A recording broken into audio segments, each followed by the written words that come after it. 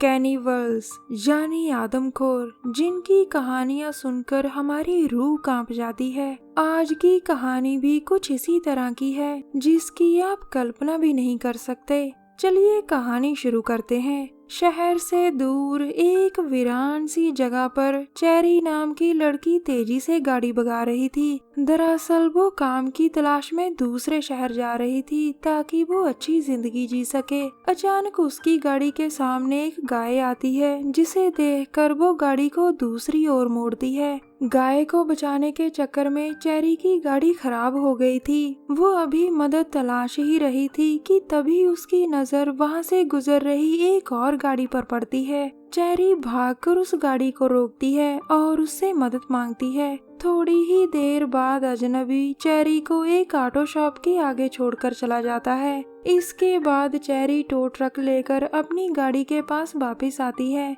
Mechanic गाड़ी को ध्यान से देखकर कहता है, इसे तो गैराज लेकर जाना पड़ेगा। अब चेरी और मैकेनिक गाड़ी को टो कर गैराज की तरफ बढ़ रहे थे। थोड़ी ही देर बाद दोनों गैराज में पहुंच जाते हैं, जो पास ही था। मैकेनिक गाड़ी को चेक करने के बाद कहता है, तुम्हारी गाड़ी के जो भी पार्ट्स खराब हुए हैं वो अभी मेरे पास नहीं है, उन्हें आने में कुछ दिन लगेंगे। वैसे यहाँ पास ही एक कॉफी शॉप है, जहाँ जाकर तुम कॉफी पीकर आराम से फैसला कर सकती हो। दरअसल मैकेनिक की बातें सुनकर चेरी ने कुछ दिन इसी कस्बे में रुकने का फैसला कर लिया था, क्योंकि वो अपनी गाड़ी को यहाँ अकेला नहीं छोड़ना चाहती थी। अब चेरी कॉफी शॉप में आ चुकी थी, जहाँ बिट्टी उसका स्वागत करती है। चेरी के हालात जानकर बिट्टी कहती है, हमारे कस्बे में कोई होटल नहीं है, अगर तुम चाहो तो मेरे दोस्त फ्रेड के घर रुक सकती हो। उसकी एक मीट शॉप है और वहीं एक कमरा खाली पड़ा है। बिट्टी की बातें सुनकर चेरी ने फ्रेड से मिलने का फैसला कर लिया था। ये है नेडी, जो अपनी शॉप में मीट काट रहा था। उसी वक्त टिम आकर कहती है, अबे ओ दुकानदार, चल मुझे मस्त मीट दे। इसके बाद नेडी उसे मीट देता है और टिम उसे पैसे देकर वहां से चली जाती है। ये है नेडी की बड़ी बहन कैट, जो अपने भाई की मीट शॉप में मदद करती थी।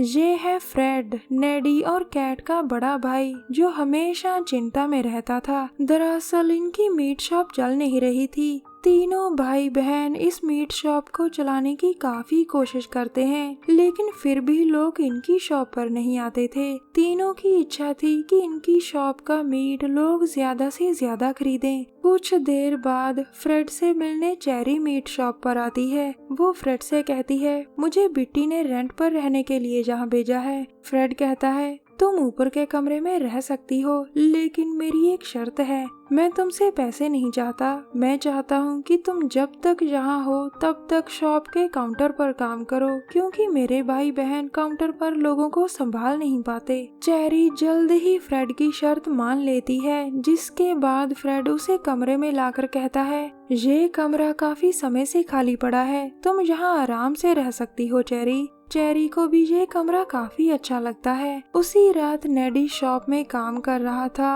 और तभी टिम आकर चिल्लाती है, तुम्हारे गंदे मीट ने मेरे मुंह का स्वाद खराब कर दिया, मैं अपने पैसे वापस चाहती हूँ। ये सुनकर नेडी उसे पैसे वापस देने लगता है, लेकिन टिम अभी भी उसे गालियाँ दे रही थी। उसकी गालियाँ सुनकर नेडी ने गुस्से में आकर उसका गला काट दिया था। फिर वो उसकी लाश को शॉप के स्टोर में लाता है, जिसके बाद वो लाश के टुकड़े टुकड़े करने लग जाता है। फिर वो फ्रेड और कैट को भी इस कत्ल के बारे में बता देता है। टिम की लाश देखकर फ्रेड काफी परेशान था और फिर कुछ सोचकर नेडी से कहता है, इसकी लाश का मीट बनाना पड़ेगा। बस फिर क्या था, नेडी और कैट टिम की लाश के छोटे छोटे टुकड़े कर उसे ग्राइंड कर देते हैं। ये सब वो टिम की लाश को ठिकाने लगाने के लिए कर रहे थे। कुछ देर बाद ऑफिसर जैक उनकी शॉप पर आता है। वो जहाँ मीट लेने आया था और जल्द ही ताज़ा मीट लेकर वहाँ से चला भी जाता है। अगले दिन सुबह ये है कस्बे का मेयर।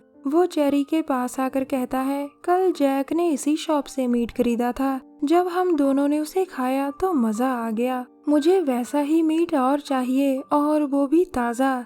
तभी वहाँ फ्रेड आकर कहता है, वो मीट तो अब खत्म हो चुका है मेयर, लेकिन हम जल्द ही उस मीट का फिर से इंतजाम करेंगे। नेडी पीछे खड़ा उनकी सारी बातें सुन रहा था। आज जंगल में दो दोस्त घूमने आए थे। अचानक नेडी वहां आकर लड़की को मार डालता है। अपनी दोस्त की मौत देखकर लड़का वहां से डरकर भागता है, लेकिन नेडी ने उसे भी पकड़कर जल्द ही मार दिया था। दरअसल तीनों भाई बहन अब लोगों को इंसानी मीट खिलाना शुरू कर देते हैं। लोग इस बात से बेखबर थे कि जिस मीट को वो मजे से खा रहे हैं वो तो इंसानी मीट है। नेडी तो अब पूरा दरिंदा बन चुका था, जो शॉप को चलाने के लिए कुछ भी कर सकता था। कुछ ही दिनों में फ्रेड की शॉप अच्छी चल पड़ती है। मेयर आकर कहता है, मुझे तुम्हारी शॉप का मीट बहुत अच्छा लगता है फ्रेड। मैं इस कस्बे में मीट फेस्टिवल मनाना चाहता हूँ और उस पूरे फेस्टिवल में तुम्हें ही मीट का इंतजाम करना होगा।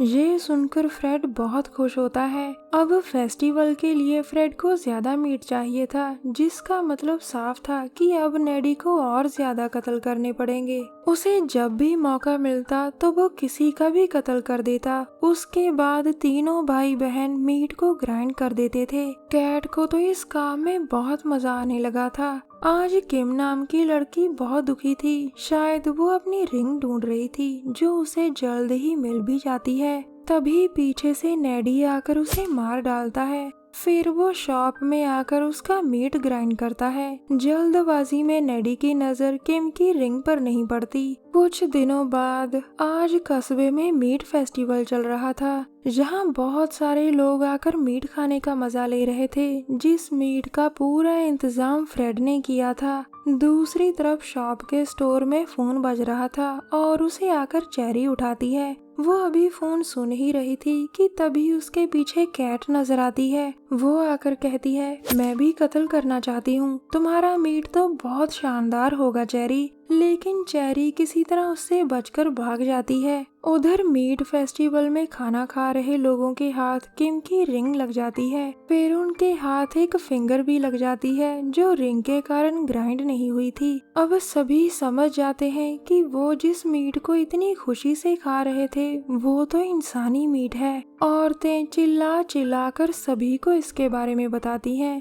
दूसरी तरफ कैट से भागती भागती चेरी शॉप के स्टोर में आ चुकी थी। अचानक उसकी नजर एक चाकू पर पड़ती है। उसी पल कैट भी वहां आ जाती है, जिसके बाद दोनों आपस में लड़ने लग गई थी। चेरी जल्द ही कैट की आंख फोड़कर वहां से भागती है, लेकिन कैट अभी भी उसके पीछे पीछे ही थी। वो चेरी को हर हाल में मारना चाहती थी, मगर चेरी किसी तरह उसका हाथ ग्राइंड कर देती है। अब ज्यादा दर्द के कारण कैट बेहोश हो गई थी। उधर फ्रेड भी समझ चुका था कि अब उसका बचना मुश्किल है। वो इसी चिंता के कारण रेलवे ट्रैक पर आकर बैठ जाता है। अचानक एक गाड़ी आती है और फ्रेड उसकी लपेट में आकर कट जाता है। कुछ देर बाद जैक के सामने चेरी बैठी थी। जैक कहता है, मैं खुद भी उस शॉप पर कई बार गया था, लेकिन मैं हैरान हूँ चेरी कि तुम तो वहाँ रहती थी और तुम्हें फिर भी कुछ पता नहीं चला। चेरी कहती है, सच में ऑफिसर जैक, मुझे कुछ नहीं पता था।